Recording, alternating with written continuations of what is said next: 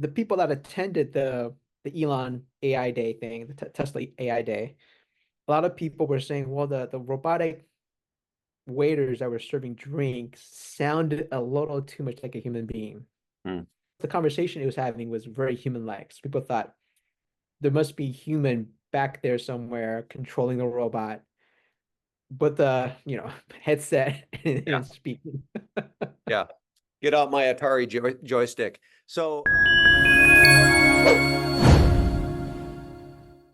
welcome to Practical AI, everybody. My name's Jeff. I'm with Peter Lynn. We are in season 2 of Practical AI, and I recommend you always double time the speed of our episodes since Peter and I talk slowly. Uh, Practical AI is brought to you by Pocket AI. Pocket AI is a tool that you can use to edit the weights of your model. With Pocket AI, you can prune over 60% of the weights of your model without decreasing accuracy. Peter, little video here I want to share while you kind of talk to us. Let me just pull this up quick. Boston Dynamics allegedly has this robot that they're doing stuff with. Oops, I have it on double time, like I always Yep. do. But tell us a little bit about what's going on here and why is this innovative? Yeah. So Boston Dynamics, for those who don't know, it's a robotics company that's been around for over 20 years. They originally started doing work for the Pentagon and DARPA. And their most famous one is the robot dog and mule. Mule was the first one. It was supposed to be a robotic pack mule that the military could use to carry equipment. That then evolved into the dog robot, and then they've had different versions since then. And this is the latest one. This is a brand new robot that they showed off last year, and they've made a lot of progress. Okay, so is Boston Dynamics kind of like did they spring this on people or were people expecting that they would do this? Or did they kind of show up like and surprise people with this?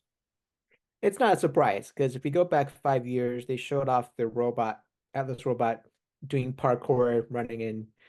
I think like 2 or 3 years ago, they had the robot jumping and doing flips, which was pretty impressive. But so that robot was very different. That was using pneumatics and mechanical, whereas this robot, I believe, is all electronic. Okay. And it's been in the works for more than 5 years, from what people think. So basically, they took the lessons they learned building the mule, the dog robot, Atlas, and then they applied it to this new version, which is meant to be really kind of a workforce type robot that can do human type work. So this is basically replacing factory workers, distribution workers, stuff like that. Yep. Okay, and so from a technical perspective, what's going on? Like, is this uh, amazing tech? Is this layers of technology? Is this innovation through stacking, or do they do something brand new that no one's ever done? Like, what from a technical perspective is this cool? So for me, it's definitely cool. It is innovative. If we go back a couple years, DARPA, so after DARPA did the Grand Challenge, which was the autonomous vehicle, they had the Urban Challenge where they did it in a city-like environment. And then a few years later, they had the Robotics Challenge. And they ran it for a couple years. The very first year they ran it, most of the robots couldn't even get out of a golf cart. Like basically, when they tried to dismount from the golf cart, they all fell over. Great. There are the obstacles like walk over this rubble terrain to show that it could actually navigate a situation. So the scenario is an earthquake happened and you've got rubble and you want to send a robot in because it's safer, but can it navigate a terrain that's not, flat or even because you've got rubble, you've got things lying in weird orientations. Another one was walking upstairs, turning a door, going in, and then manipulating something and doing some stuff. And so the challenge was it had a set of tasks it had to do, and the winner was the team that could do all the tasks. In the first 2 years, no robot could finish it. So there was teams from South Korea, from the US, from Germany, from UK. Um, and so since then, it's come a long way. What's the tech stack underneath this? Is there's probably this is a kind of a break from LLMs and stuff like that, right? This is kind of in the other many other worlds of AI. What's going on? What's the AI machine learning that's going on here?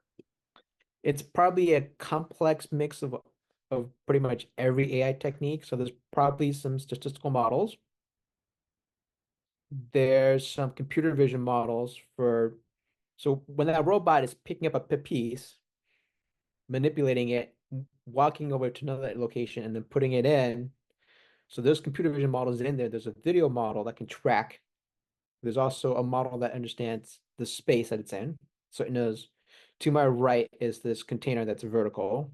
To my left, there's these four shelves that are horizontal, right? So there's multiple models that are all working together like a concert, right? So they're all doing these different things together so that it looks seamless.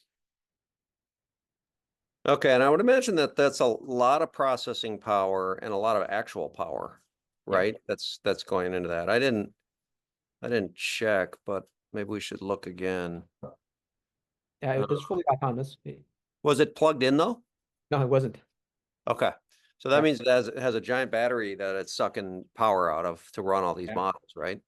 Yep. Yeah. The first, so that DARPA challenge, the first year, most of the robots, I mean, the torso was like a huge, a big barrel chested. Some of them they actually had metal bars to protect the processing units because they knew it was going to fall over. So they're like, okay, we're going to train it to walk over this rubble, and we know it's going to fall like 80% of the time. Yeah, So basically, they built roll cages around the processing units to protect it to from protect it. like a roll bar. Yeah, Yeah, it was roll balls all around. that's amazing. Right. You go 10 years now, you get this robot, which isn't bulky. Yeah, And it looks fairly close to a human physique. yeah. So are they ahead of everybody on this, or I mean, we saw Elon had his thing, but you've got a theory on Elon, or at least you're hearing the conspiracy rumors on that, right? Yeah, so the people that attended the Elon AI Day thing, the Tesla AI Day, a lot of people were saying, well, the robotic waiters that were serving drinks sounded a little too much like a human being. Hmm. Um, because when you look at so there's one part that was autonomous where they had the robots walk from like one point to another. They had a flank of employees walking next to the robots, and they were walking super, super slow. Like it was like step and step and step. So it was people looked at that and they're like, well, but the robot at the bar is moving quickly. Hmm.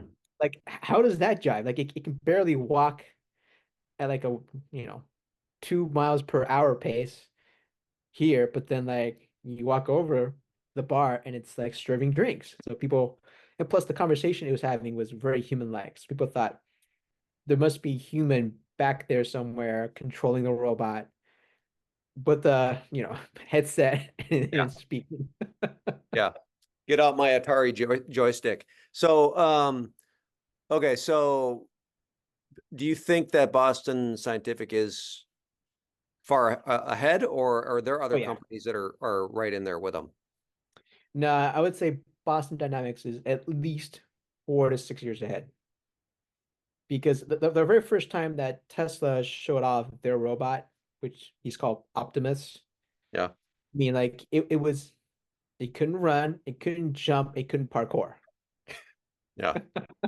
And by that point, Boston Dynamics already had their robot doing all sorts of cool stuff. Well, it'll be fun to watch this robot race. I mean, I like robots really aren't even on my radar right now, but um I've been hearing a lot more about them the last probably 2 months. Yeah. And I mean, They're talking about robots that can walk your dog and pick up poop. They're talking about robots that can take care of your grandparents in nursing homes and then of course all the pick, pack, and ship stuff, right? Yeah, but actually, the very first place we'll see it is actually in the battlefield because people have already. So some of the countries have created, they've copied the dog robot from Boston Dynamics. So they took the same basic principle, four-legged quadruped robot, and they've mounted weapons onto them. So that's already happening. Good heavens. Yeah. Oh man. War robots before we have manufacturing robots. Yeah, no, but that's how it works, right? Because Yeah. military has got money. Way to go, humans. All Yeah. right. Well, not I'm not motivated to watch that outcome, but I guess we have to pay attention. Peter, thanks again. This is good stuff. We'll be back next time with another good topic. In the meantime, you can like, subscribe, or ask questions, and we'll try to answer them for you. Take care, everybody.